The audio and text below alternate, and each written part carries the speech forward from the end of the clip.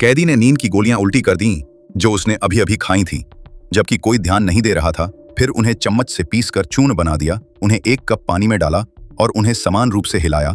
फिर अपने मर्दाना आकर्षण का उपयोग करके उस महिला गार्ड को बहकाया जो अकेले कमरे में पहरा दे रही थी।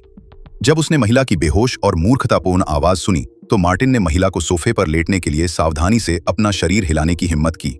फिर उसने टीवी बंद कर दिया, पीछे आया, एक चम्मच से पेंच खोले और टीवी का पूरा पिछला कवर हटा दिया। उसे जो चाहिए था वो स्पीकर पर लगा चुंबक था। अगर वीडियो अच्छी लगे तो लाइक जरूर करना और हाँ, चैनल पर नए हो तो सब्सक्राइब करना मत भूलना, क्योंकि आगे ऐसी ही मजेदार वीडियो आने वाली है। सफल होने के बाद मार्टिन ने गार्ड की सुस्ती का फायदा उठाया और महिला डॉक्टर अन्ना के साथ सहमत हुए तहखाने में खिसक गया। इस समय उसने जो चुंबक चुराया था वो काम आया और उसे कैमरे से जोड़ दिया। जल्द ही निगरानी कक्ष में प्राप्त चित्र गड़बड़ा गया और जब कर्मचारी जांच करने आए तो पूरा निगरानी कक्ष एक लावारिस अवस्था में था। दोनों आसानी से इस संस्थान की सबसे कठोर प्रयोगशाला में प्रवेश कर गए। दरअसल इसमें कोई महत्वपूर्ण दस्तावेज नहीं थे, कुछ लाशों के दिमाग को छोड़कर केवल कुछ विस्तृत दैनिक निगरानी रिपोर्ट थीं, और यह रिपोर्ट मार्टिन की थी, क्योंकि वह कुछ समय पहले ही अंतरिक्ष से लौटा था और उसके शरीर में एक ऐसा प्राणी था जो पृथ्वी का नहीं था। यह पहली बार था जब धरती पर लाए जाने के बाद एलियन प्राणी का इंसानों से इतना करीबी संपर्क हुआ था।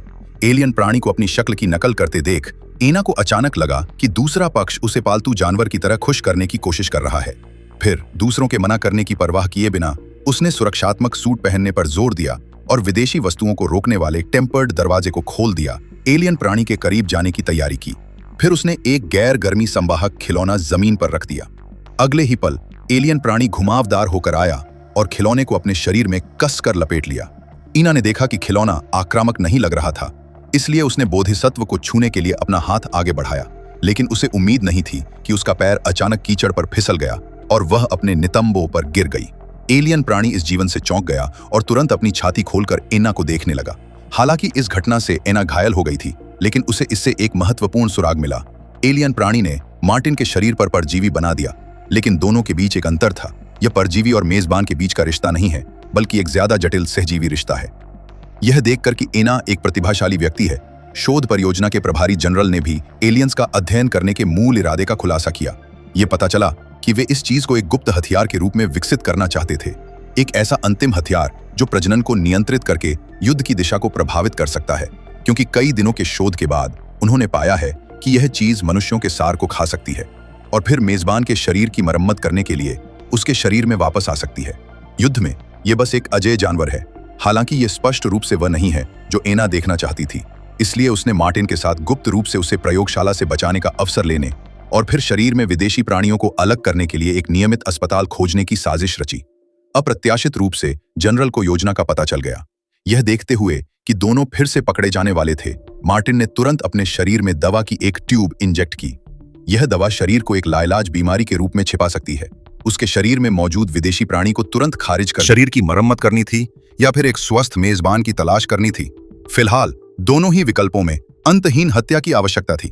जब विदेशी जीव सैनिकों का वध कर रहे थे, मार्टिन और अन्ना ने कार में बैठने का अवसर लिया और जल्दी से अनुसंधान संस्थान से भाग निकले। हालांकि इससे पहले कि वे दूर भाग पाते, मार्टिन ने एक के बाद एक खून की उल्टी करना शुरू कर दिया। वो उदास था क्योंकि दूसरी तरफ विदेशी जीव भी जनरल द्वारा गंभीर रूप से घायल हो गया था। तभी अन्ना को एहसास हुआ कि मार्टिन पूरी तरह से विदेशी जीव के साथ विलीन हो गया था और वे एक दूसरे से अलग नहीं थे। वे पहले से ही एक परिपक्व और पूर्ण सहजीवी थे। इसके तुरंत बाद पीछा करने वाले चुपचाप आ गए। विदेशी जीव को जिंदा पकड़ने के लिए जनरल ने एक हाथ तोड़ दिया और विदेशी जीव भी उस समय मर रहा था। जनरल ने इसके लिए अन्ना के कंधों को जोर से पकड़ लिया। सभी अनावश्यक भारी नुकसानों के लिए दोषी जनरल ने अब कोई दया नहीं दिखाई। उसके पीछे मार्टिन की तलवार टकराई और वो दहाड़ उठा जैसे कि उसे कोई बुलावा मिला हो। विदेशी प्राणी जो मूल रूप से मर रहा था ने अचानक एक भयंकर रोशनी दिखाई और सैनिकों पर तेजी से हमला किया। ईगल सैनिक और जनरल को मारने के बाद विदेशी प्राणी धीरे धीरे मार्टिन की ओर रेंगता हुआ चला गया। जब वो पास से गुजरा तो उसने अन्ना को घूर कर देखा, लेकिन अन्ना ने अपना सिर दूसरी ओर कर लिया और देखने की हिम्मत नहीं की। मार्टिन की आंशिक चेतना के कारण विदेशी प्राणी ने अन्ना को चोट नहीं पहुंचाई और मार्टिन के शरीर में ड्रिल करने के लिए मुड़ गया। जैसे ही एक रेखा उसके शरीर में प्रवेश की, गंभीर रूप से घायल मार्टिन मौके पर ही पुनर्जीवित हो गया। जब वो उठा तो जमीन पर भयानक लाशों को देखकर और धीरे धीरे यहां आने वाले अधिक पीछा करने वालों को देखकर मार्टिन को अचानक एहसास हुआ कि उसका अस्तित्व एक गलती हो सकती है। विदेशी प्राणी को लगातार हत्या करने से रोकने के लिए मार्टिन ने दृढ़ता से अपना जीवन समाप्त कर लिया, क्योंकि ये एकमात्र तरीका था जो वो मूल कारण को हल करने के बारे में सोच सकता था।